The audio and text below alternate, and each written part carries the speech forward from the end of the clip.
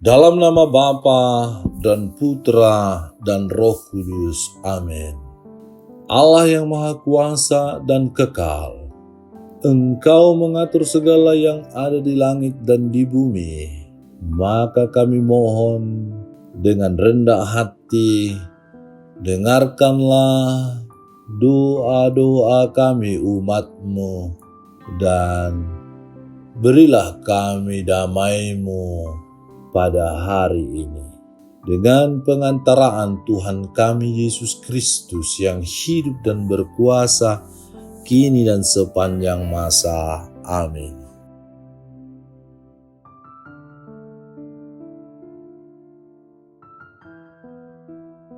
Tuhan bersamamu dan bersama rohmu. Inilah Injil suci menurut Markus. Dimuliakanlah Tuhan. Kemudian sesudah lewat beberapa hari waktu Yesus datang lagi ke Kapernaum, tersiarlah kabar bahwa ia ada di rumah. Maka datanglah orang-orang berkerumun sehingga tidak ada lagi tempat, bahkan di muka pintu pun tidak. Sementara ia memberitakan firman kepada mereka, ada orang-orang datang membawa kepadanya seorang lumpuh, digotong oleh 4 orang. Tetapi mereka tidak dapat membawanya kepadanya karena orang banyak itu. Lalu mereka membuka atap yang di atasnya. Sesudah terbuka mereka menurunkan tilam tempat orang lumpuh itu terbaring. Ketika Yesus melihat iman mereka, berkatalah ia kepada orang lumpuh itu, "Hai anakku, dosamu sudah diampuni."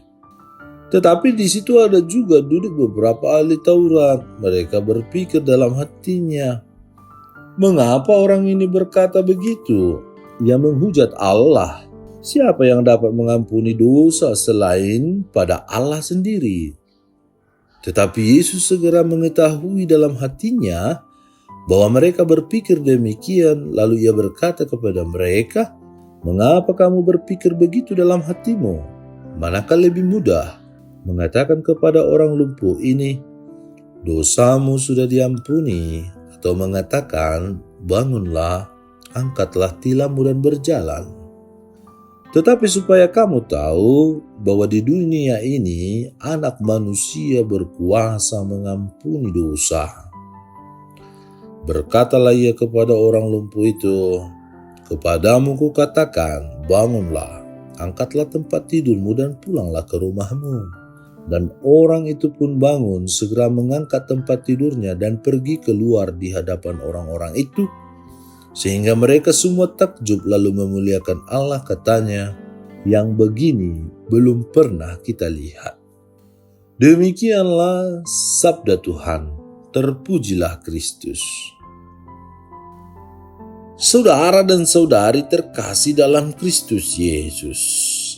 Bacaan Injil hari ini bercerita tentang seorang lumpuh yang disembuhkan oleh Yesus dan Yesus mengampuni dosanya.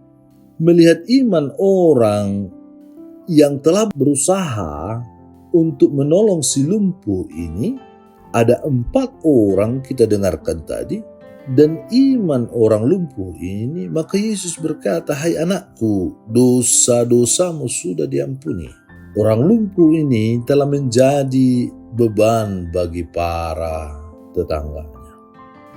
Bayangkanlah bagaimana susahnya mereka ketika menurunkan si lumpuh dari atas atap persis di atas Yesus untuk bisa disembuhkan, untuk bisa memperoleh belas kasih dari Tuhan. Mengapa sampai-sampai lewat atap rumah? Karena tidak mungkin lagi bagi mereka untuk masuk ke rumah secara normal melalui pintu. Karena banyaknya orang, bahkan sampai di depan pintu sekalipun orang sudah penuh. Saudara-saudari terkasih, Yesus jauh lebih berkuasa dan mampu mengampuni orang berdosa.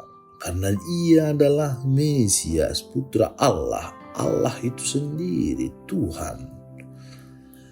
Penyakit yang diderita orang lumpuh itu jelas merupakan keprihatinan masyarakat pada waktu itu.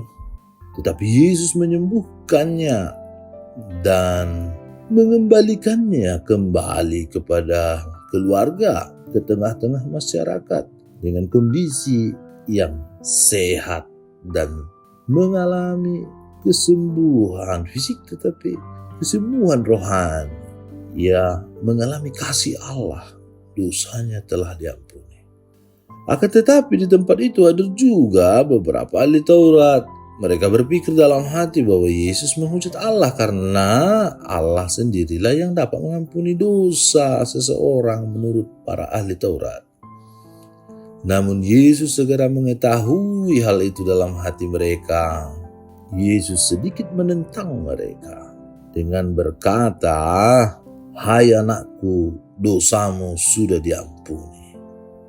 Lebih gampang mengatakan itu daripada mengatakan, "Bangunlah, angkatlah tilammu dan berjalanlah." Allah memiliki kuasa untuk menyembuhkan orang sakit dan mengampuni dosa-dosanya, membuat dan melakukan mujizat. Oleh karena itu, dalam upaya kita membawa terang Yesus Kristus kepada orang-orang lain, kita harus senantiasa waspada dan siap menghadapi situasi-situasi di mana kita didorong oleh Roh-Nya untuk menyembuhkan, mengampuni, berbelas kasih, berpihak, saling tolong-menolong, memberi hati kepada saudara-saudari kita yang membutuhkan perhatian, khususnya orang-orang yang lumpuh atau sakit. Dengan demikian, bila ada sesama kita yang sedang sakit dan tentunya membutuhkan kesembuhan fisik, baiklah kita menawarkan diri untuk berdoa bersama orang itu. Kita tidak memerlukan rumusan doa yang istimewa. Kita hanya perlu berdoa dengan iman sambil mengharapkan Allah melakukan hal-hal besar. Allah Bapa yang Maha Rahim, karena begitu besar cinta kasih-Mu kepada kami sehingga Engkau berkenan mengampuni dosa-dosa kami dan mengutus Putra-Mu untuk memulihkan hubungan kami kembali dengan-Mu dan menyembuhkan kami, menyelamatkan kami. Semoga gereja-Mu tetap setia untuk melanjutkan karya penyelamatan-Mu itu, sebab Dialah Tuhan dan pengantara kami yang hidup dan berkuasa kini dan sepanjang segala masa. Amin. Tuhan bersamamu dan bersama rohmu. Semoga saudara sekalian dilindungi, dibimbing dan diberkati oleh Allah yang Maha Kuasa, Bapa dan Putra dan Roh Kudus. Amin. Allah Bapa kami, penuntun kehidupan, Engkau telah menuntun Abraham menuju tanah terjanji. Engkau juga menuntun bangsa Israel menuju tanah Yerusalem melalui tangan Musa. Kini kami umat-Mu keuskupan Padang sedang berjalan bersama dalam sinode kefikepan menuju keselamatan yang Engkau janjikan dalam diri Putra-Mu Yesus Kristus. Tuntunlah peziarahan hidup kami dengan kuasa Roh Kudus-Mu, agar kami tetap tabah, sabar dan setia menghadapi kesulitan dan tantangan hidup. Bimbinglah kami supaya mampu berjalan bersama, saling meneguhkan dalam iman, harapan, dan kasih. Bunda Maria, doakanlah kami putra-putrimu sepanjang sinode kefikepan ini berlangsung. Ya Bapa, Engkau kami sembah dan muliakan, kini dan sepanjang masa. Amin.